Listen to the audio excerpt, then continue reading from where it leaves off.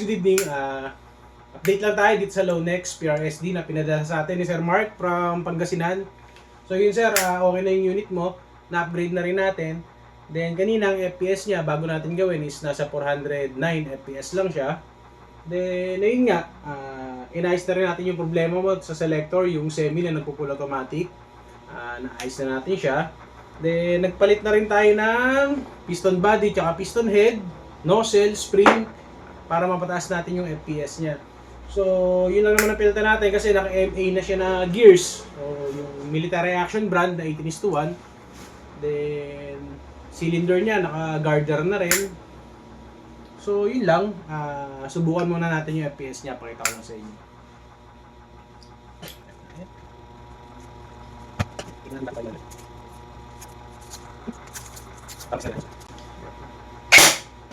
So, yun. Test muna natin siya using 0.20 dBs. So kanina, 409 FPS. Then ito na siya ngayon after natin ma-upgrade.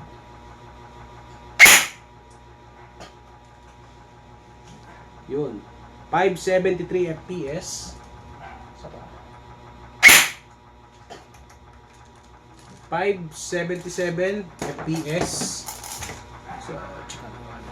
577. Saka 568. Yun. 568 FPS. Paulit. 569 FPS.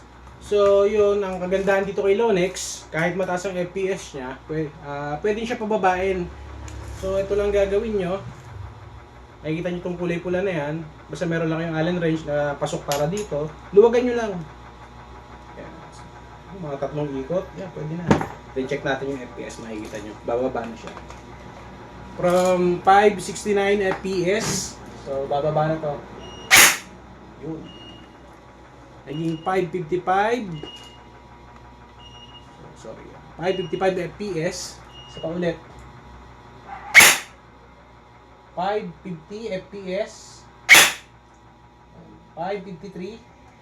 So, pababain pa natin. Just ulit natin.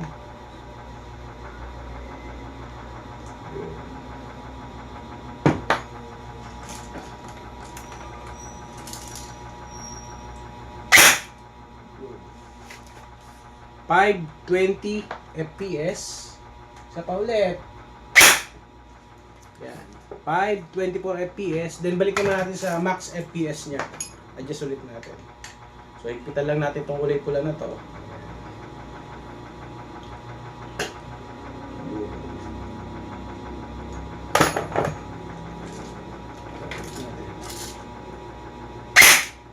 Yun. Balik na siya sa 565 FPS. 567. Parinig ko lang sa'yo yung full auto niya. Semi. Full. Nabibiti na sa bala.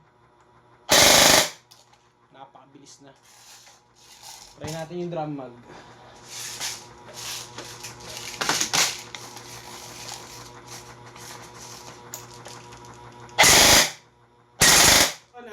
Nakita nyo naman kung gaano siya kalakas, then gaano rin kabilis pababain yung FPS.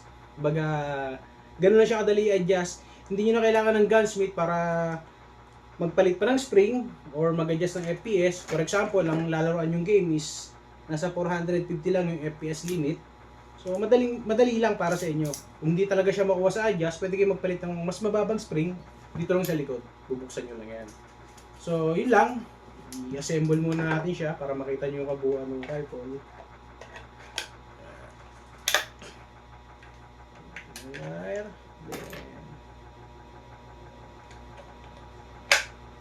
So yun, ito na siya. Yan. Lonex PRSD. Yan. Polymer ang body niya, hindi siya full metal. Kaya medyo magaan siya, mas maganda siyang gamitin lalo kung mahilig kang sumugod or tumakbo sa field. Yan, swak na swak para sa ito. So yun lang po, Sir Mark, maraming salamat po. Ready to pick up na to. Siguro i-stress test lang muna natin bukas, then itono natin yung site before natin ipa-pick up ulit sa courier. So yun lang, maraming salamat.